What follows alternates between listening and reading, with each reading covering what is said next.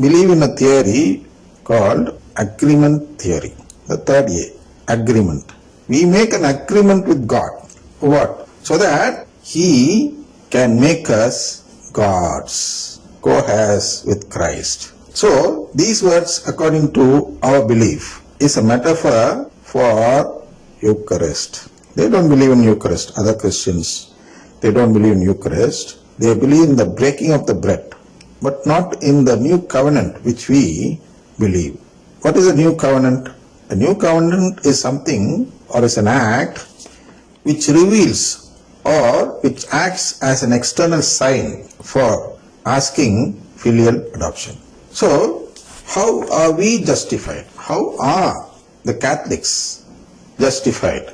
For that, I am going to show or refer you to two teachings in the CCC. One is 2009 and another one is 654.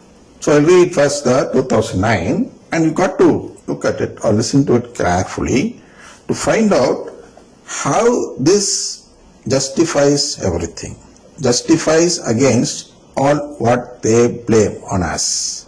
See, read it to you. Filial adoption, in making us partakers by grace in the divine nature, can bestow true merit on us as a result of God's gratuitous justice. When I say gratuitous, it means that something is given free of charge. For this one, we already saw about the parable of the vineyard, and so I need not explain all that. It is something given free of charge, free of cost, without expecting anything. God gives us this gift of filial adoption, and through that we are justified through gratuitous justice, a free of cost justice, you can say. This is our right by grace. See how we are justified.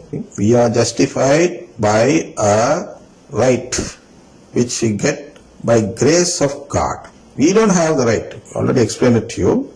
We are only justified by His grace. He can give aid free of cost to anybody. God can give it. Since it is the full right of love. He gives it out of love. God gives this right to us, to full right to us, out of love for us. He loves everyone who makes this new covenant. He cannot and will not love anyone who does not make this new covenant with God, because they are refusing to accept this gratuitous justice through which He makes us partakers in the divine nature of Christ. This is called the true merit which God seeks. Like original sin, this is something opposite to original sin. There it is true sin. Original means true. Sin is something which makes you disqualified to enter heaven. Here, true merit means it is something which makes you eligible to receive this filial adoption. The original sin, true sin, is to lose this filial adoption. Here, true merit means to regain that filial adoption.